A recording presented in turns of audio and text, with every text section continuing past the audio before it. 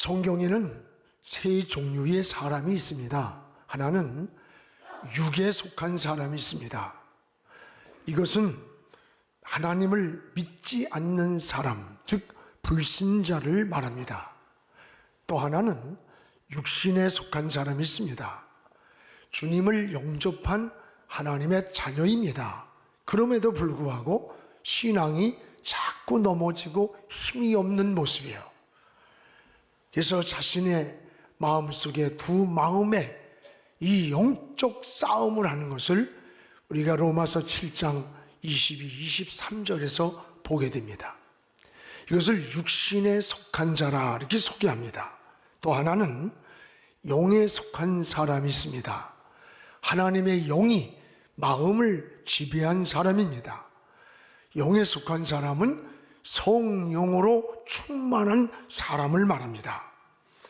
오늘 로마서 8장 5절 6절에 보면 영에 속한 사람은 이 영의 일을 생각한다고 했고, 또 영의 생각은 곧 생명과 평안이라고 말씀했습니다. 우리는 육에 속한 자는 아닙니다. 그러나 여러분은 육신에 속한 자이든지 아니면 영에 속한 자이든지 둘 중에 하나입니다. 나는 어떤 사람인가? 우리는 구원받은 이후의 삶이 육신에 속한 자와 영에 속한 자의 삶이 있는데, 이것은 전혀 다른 삶이라는 것을 알아야 돼요. 우린 예수 그리스도를 나의 구주로 영접하고 믿음을 고백한 구원받은 하나님의 자녀입니다. 그럼에도 불구하고 신앙생활이 잘 넘어져요? 힘이 없어요? 환경에 넘어지고 죄에 넘어지고 감정과 기분에 너무 쉽게 넘어지는 거예요. 이 제자들의 모습이 그러했습니다. 예수님을 따르면서도 너무 쉽게 넘어졌습니다. 예수님의 마음을 이해하기보다 이기적이고 자기중심적입니다. 누가 높으냐 누가 낮으냐 이런 것 가지고 다투고 싸움을 했어요. 그러면 이들이 구원받지 못한 사람들일까? 아닙니다. 구원받은 하나님의 제자들입니다. 하나님의 자녀들입니다. 그럼에도 불구하고 왜 이렇게 힘없이 넘어지고 이기적이고 자기중심적일까? 여러분, 이런 환경에 이런 신앙 상태는 낙심을 잘하게 되고 오히려 갈등이 많습니다. 예수 믿기 전에는 갈등을 몰랐는데 오히려 예수님을 영접하고 나서 갈등이 많은 거예요. 주일날 교회를 오지 않고 놀러 갔다 오면 왠지 마음이 불안해요. 11조를 드리지 않으면 누가 뭐라고 하는 사람이 없는데 마음이 찝찝하고 괴로운 거예요. 왜 그럴까? 여러분, 왜 그렇습니까? 분명한 것은 그 여러분 속에 하나님의 영이 살아있다고 하는 거예요. 구원받은 증거입니다. 구원받은 하나님의 자녀이기 때문에 영의 생명체가 괴로워하는 거예요. 그럼에도 불구하고 세상과 하나님 사이에서 홀터 있게 되고 이 세상줄을 끊어버리지 못하고 죄를 나를 이기지 못하는 이런 환경에 끌려가는 우리의 모습을 부정할 수가 없습니다. 여러분, 이것은 구원의 문제가 아닙니다. 구원받은 그 이후의 문제라는 거예요. 오순절 성령 받기 이전의 모습이 바로 이런 모습이었다는 것을 알아야 돼요. 육신에 속하여 넘어졌다 일어났다 하면서 하나님을 기쁘시게 하지 못하는 모습입니다. 그러면 우리는 어떻게 해야 이런 영적 생활에서 승리로운 삶을 살 수 있을까? 우리는 구원받은 자녀예요. 그 구원 그 이후에 성도의 삶은 어떤 삶이어야 되느냐는 거예요. 성도는 구원 그 이후 사모해야 할 은혜가 있습니다. 바로 성령의 충만함을 사모해야 되는 거예요. 오늘 2절, 3절을 한번 같이 읽겠습니다. 이르되 너희가 믿을 때에 성령을 받았느냐? 이르되 아니라 우린 성령이 계심도 듣지 못하였노라. 바울이 이르되 그러면 너희가 무슨 세례를 받았느냐? 대답하되 요한의 세례라. 오늘 여기 2절에 보면 성령이 있음도 알지 못했다. 영적 무지를 볼 수가 있습니다. 이들은 예수님을 믿는다는 고백을 하며 주님을 영접한 구원받은 하나님의 자녀입니다. 그럼에도 불구하고 넘어지고 쓰러지고 힘이 없는 거예요. 그래서 이들에게 물었습니다. 너희가 세례를 받을 때 무슨 세례를 받았느냐? 우리는 요한의 세례를 받았다. 근데 성령은 있음도 알질 못했다. 오늘 여러분, 우린 구원받은 이후의 삶, 말씀과 기도와 섬김의 삶을 끊임없이 통해서 우린 성령 충만의 은혜를 사모해야 되는 거예요. 그런데 하나님의 영이 우리 마음을 지배할 때만이 우리가 어떤 끊어버릴 수 없는 세상줄을 끊을 수가 있게 돼요. 그리고 버리지 못하는 것을 버릴 수가 있게 되는 거예요.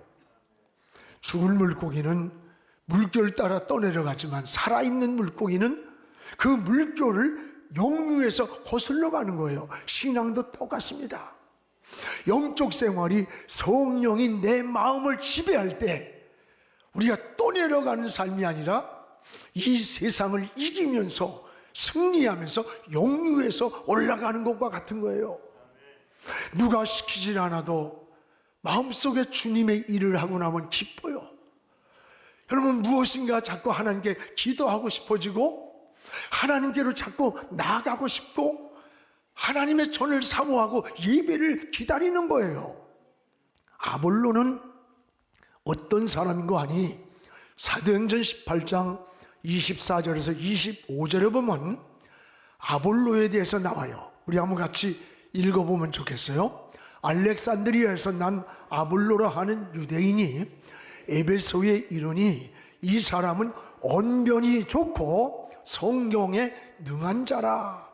그가 일찍이 주의 도를 배워 열심으로 예수에 관한 것을 자세히 말하여 가르치나 요한의 세례만 알 따름이라.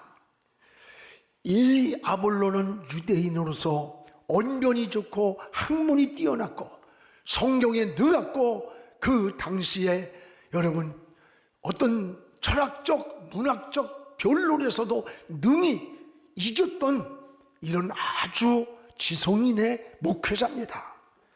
그런데 이 아볼로에게 치명적인 문제가 뭘까요? 25절에 나오는 거예요. 아볼로는 여기 뭐가 나옵니까?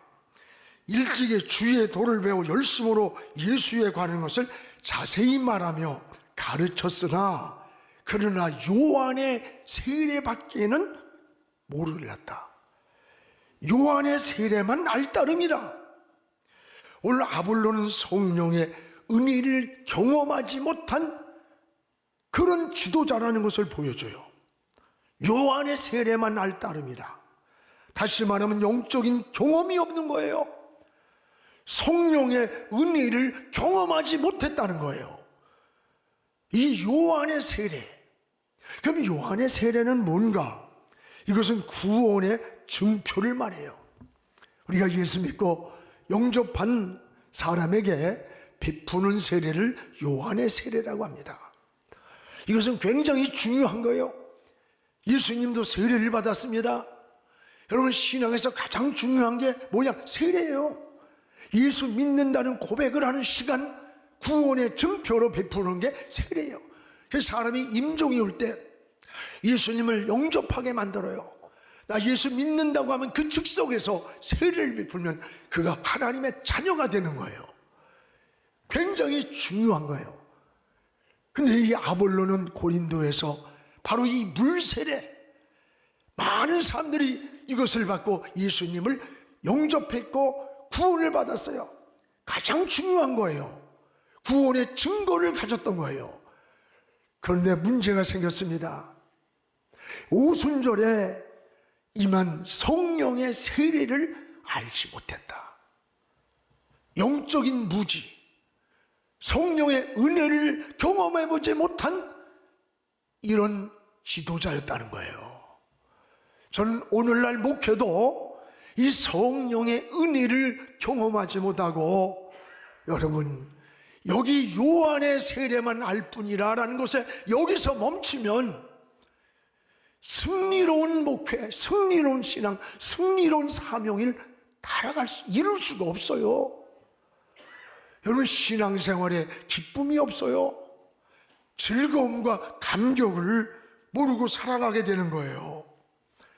이것이 오늘 아볼로의 목회였어요. 아볼로는 언변이 뛰어났습니다. 학문이 뛰어난 지성인입니다. 성경을 많이 알고 있는 그런 지도자였지만, 그런데 요한의 세례만 알았더라. 요한의 세례만 알았다. 이런 지성인이었지만은 영적 상태는 하나님의 자녀임에도 불구하고 힘이 없는 거예요. 영적 세계가 무지한 거예요. 오순절에 이 성령의 은혜를 알지 못했던 거예요. 그래서 2절에 보면은 너희가 믿을 때에 성령을 받았느냐 물을 때 우리는 성령이 있다는 말을 들어보지도 못했다.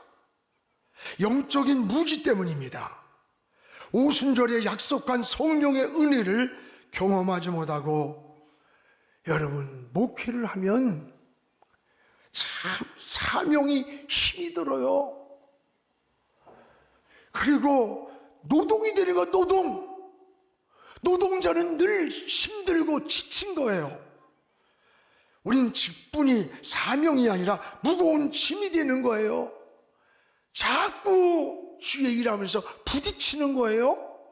자꾸 시험이 잘 들어요. 쉽게 탈진을 합니다. 본질적인 에너지가 없어서래요. 힘이 없어서래요. 오늘 여러분의 신앙이 이 세례, 요한의 세례로 멈춰 있는 것 아닙니까? 오늘 아볼로는 지도자인데도 불구하고 요한의 세례밖에는 알지 못했다는 거예요. 오늘 구원받은 이후, 하나님의 자녀가 된 이후 여러분의 삶을 어떻게 살아야 되는가를 깊이 사모할 게 있어요. 오늘 우리는 성령의 충만함을 사모하며 살아야 되는 거예요. 그래서 오늘 5절 7절에 우리 같이 한번 읽어보겠습니다. 그들이 듣고 주 예수의 이름으로 세례를 받고 구원받은 이들이 바울이 그들에게 안수함에 성령이 그들에게 임하심으로 방언도 하고 예언도 하니 모두 12사람이 되느냐. 세례를 받아 하나님의 자녀의 증거를 가진 이들이 성령이 임했습니다. 성령이 임하니까 입이 열리고 눈이 열리고 귀가 열리고 이 세상을 이길 힘을 얻었던 거예요. 여러분, 성령의 임재를 경험할 때 우리가 예수 그리스도의 증인이 되는 겁니다. 성령이 충만할 때 신앙생활이 승리하고 내게 맡겨진 사명이 즐거워지는 거예요. 우리 교단의 정체성이 이 개혁주의 생명신학 7대 운동이에요. 이건 백석교단의 정체성이에요. 우리 신학의 본질이에요. 여러분, 16세기 중세 종교개혁자들이 종교가 타락을 하고 진리에서 빗나갈 때 종교개혁자들은 오다의 솔라를 외쳤어요. 오직 성경, 오직 믿음, 오직 은혜, 오직 예수 그리스도, 오직 하나님께만 영광을 돌려야 한다. 이 신앙의 본질이에요. 우리는 이 5대 솔라 5가지를 우리가 이 땅의 삶의 현장으로, 우리 가정으로, 목회로, 세상으로 어떻게 실천할 것인가, 그 7대 실천 운동을 우리 교단에서 선포한 거예요. 이것이 지금 한국교회를 진동시키고 세계교회를 향해서 거룩한 영향력을 뻗치고 있는 거예요. 그 7대 운동이 하나가 신앙운동이에요. 오직 성경만이 해답이다, 성경만이 길이다, 성경만이 인생의 다림줄이고 머릿돌이라고 하는 거예요. 또 하나는 신학의 회복이라는 거예요. 여러분, 교회의 문제는 교회가 아니라 그 지도자 목사의 문제라는 거예요. 이 목사의 문제는 목사들을 양육하고 키워낸 그 신학이 문제라는 거야. 그 신학의 교수들이 문제고, 그 교수들은 그 신학을 만든 설립자의 문제라는 거예요. 우리 백석대학교 설립자님이 외치는 자기를 향한 이 고백입니다. 맞습니다. 지도자가 어떻게 양육하냐에 따라서 신앙의 방향이 달라지는 거예요. 그래서 우리는 사변화된 이런 신학을 학문이 아니라 예수 그리스도의 생명의 복음이라고 고백을 합니다. 여러분, 지금 유럽 교회가 뭐 다 쓰러져가고, 지금 교회가 술집이 되고 문을 닫고 이슬람 사원이 되고, 또 여러분 술집으로 변해서 교회인데 아주 고마워한 교회인데 저 안에 술집이에요. 저기 지금 이슬람 사원으로 그들이 마치 하나님을 조롱하듯 겉에는 교회인데 그 안에는. 이게 왜 그러냐? 유럽의 신학이 굉장히 발전했어요. 신학이 발전했으면, 지식이 넘쳤으면 교회가 살아나야 할 텐데 교회가 죽어나는 거예요. 교회가 없어지고 문을 닫고 폐쇄하는 거야. 본질을 놓쳤다는 거예요. 생명의 본질을. 이 생명이 다시 살아나야 된다는 겁니다. 이게 여러분, 우리가 신학 회복운동이라고 그러는 거야. 또 여러분, 7가지 중에 하나, 세 번째는 회개와 용서운동, 그리고 영적인 생명운동이 일어나고, 하나님 나라 운동이 일어나고, 나눔운동. 하나님 나라 운동이 뭘까? 우리가 정치, 경제, 사회, 문화, 교육, 우리는 신앙이 교회 안에서만 머무르는 게 아니에요. 교회 안에서만 거룩한 영향력을 갖는 게 아니라 여러분의 신앙은 오히려 이 세상을 향해서 정치, 경제, 사회, 문화, 교육 각 분야를 향해서 변화받은 그리스도인, 무장된 그리스도인이 이 그리스도의 가치관과 세계관을 가지고 정치계를 변화시켜야 되는 거고, 경제계를 변화시키고 법조계를 변화시켜서 그리스도의 가치관과 세계관이 서서 건강한 나라, 하나님 나라를 회복하는 운동이에요. 그리고 우리만 편안하다고 되는 게 아니에요. 나누는 겁니다. 이웃과 나누고. 그래서 기네스북에 오른 그 몇천 명의 피를 헌혈한 데가 우리 학교예요. 나눔의 나눔. 여러분, 누군가 내 손길을 기다리는 사람이 내 곁에 있는가, 이웃에게 없는가 돌아보시기 바랍니다. 그리고 기도 성령운동이야. 기도 성령운동. 오늘 여러분, 지금 우리가 사모해야 할 게 뭡니까? 전 오늘 기도 성령운동에 대한 말씀을 증거하고 있는 거예요. 성령의 은혜를 사모해야 돼요. 신앙생활은 내 힘으로 하는 게 아닙니다. 하나님의 은혜로 해야 돼요. 은혜로. 사랑하는 여러분, 예수 그리스도를 나의 구주로 고백한 여러분들은 이제 여러분 구원받은 자녀가 된 우리는 여기서 멈춤이 아니에요. 우리는 성령의 은혜를 사모하며 사는 거예요. 성령으로 충만할 때 영적 생활이 승리하게 되는 거예요. 그래서 예수님이 부활하셔서 승천하시기 전에 너희에게 성령을 보낼 것이다, 이런 약속을 했어요. 사도행전 1장 8절에 보면 성령이 너희에게 임하면 너희가 권능을 받고 예루살렘과 유다와 사마리아 땅끝까지 나의 증인이 된다. 이 권능이란 말이 드나모스라는 말이에요. 이 말은 다이너마이트에서 나온 어원이랍니다. 그 뜻은 막 폭발적인 힘이 나는 거예요. 하나님으로부터 새 힘을 받는 거예요. 이 드나미스라는 새 힘을.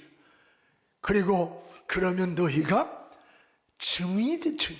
증인이란 말투수란 말은 목격자, 순교라는 의미가 있어요. 여러분, 법정에서 내가 목격자라고 증인이 되려면 죽을 각오를 해야 돼요. 협박, 위협을 이겨야만 증인이 되는 거예요. 오늘 초대교회 성도들은 저 십자가와 부활을 못 전하게 위협과 협박을 할지라도 우린 저 예수님이 살아난 부활을 목격했다, 십자가에서 예수님이 죽으신 것을 우리는 보았다고, 그들은 죽음을 두려워하지 않고 예수의 증인이 되었던 거예요. 언제? 오순절 성령 이후에 나타난 담력, 에너지의 힘, 하나님의 역사였던 거예요. 오늘 신앙생활은 내 힘으로 하는 게 아닙니다. 내 노력으로 되는 게 아니에요. 하나님이 역사하셔야 돼요. 하나님의 은혜로 되는 거예요. 여러분, 전에 교회를 부인이 전도를 해가지고 이분이 교회를 나왔어요. 근데 한 번만 가자고 했는데 뭔가 마음에 와닿더래. 그래가지고 저녁에도 오고 초자도 나오고 그래요.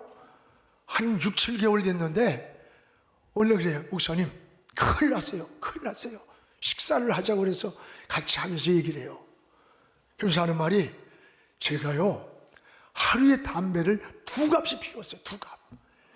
근데 이 폐가 너무 안 좋고, 그래서 병원에서 담배 끊지 않고는 당신을 치료할 수가 없다고 한다는 거야. 끊어야지라면 그날은 3갑을 핀대. 사람이 결심하면 더 생각이 나는 거라. 그런데요, 2주 전서부터 이 속에서 담배를 이렇게 물으면 속이 메색메색하고 마음이 많이 어둡고, 꼭 예수님 내 안에 믿는다는 고백을 했는데 예수님 얼굴에다가 담배 연기를 팍 뿌리는 것 같대. 그리고 났는데 담배를 물으려고 하는데 써서 받질 않는데. 여러분, 은혜는 이런 거예요. 노력도 중요하고 결심도 중요하지만 그것만 가지고 되는 게 아니야. 하나님의 힘을 줘야 돼. 너희가 권능을 받으면, 하나님의 성령이 임하면 세상 줄이 끊어지고 죄의 줄이 떠나고 어둠의 자리에서, 더러운 자리에서 그 자리를 일어서게 되는 겁니다. 이게 하나님의 은혜입니다.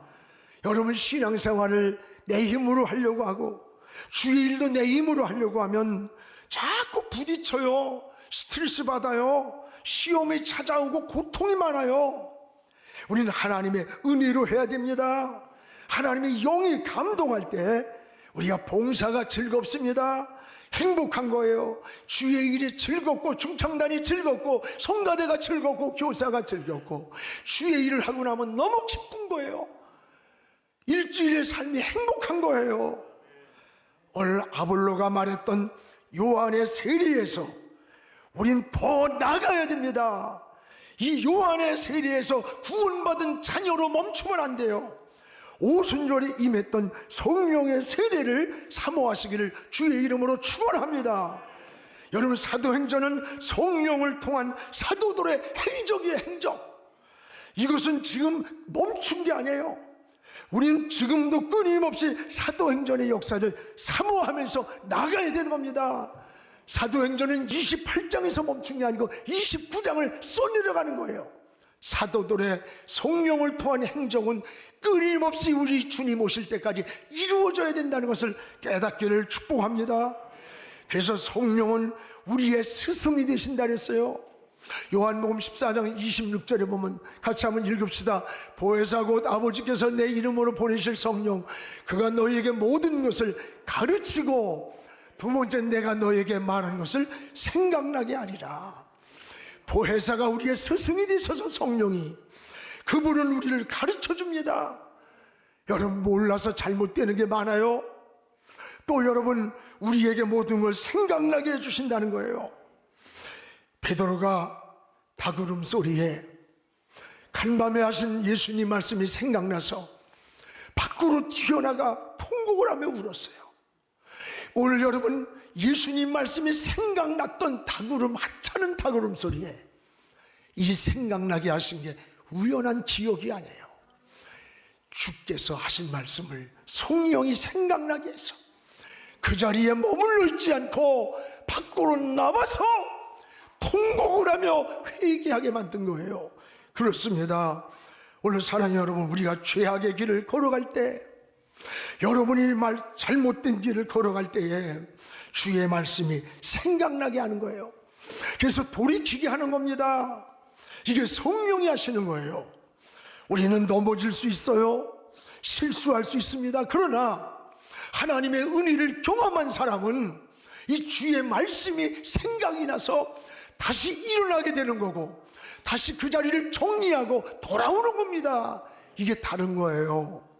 구원 이후 여러분의 삶이 바로 성령 충만한 삶이 되기를 주의 이름으로 축원합니다. 기도하겠습니다. 고마우신 우리 아버지, 감사합니다. 오늘도 하나님의 자녀들입니다.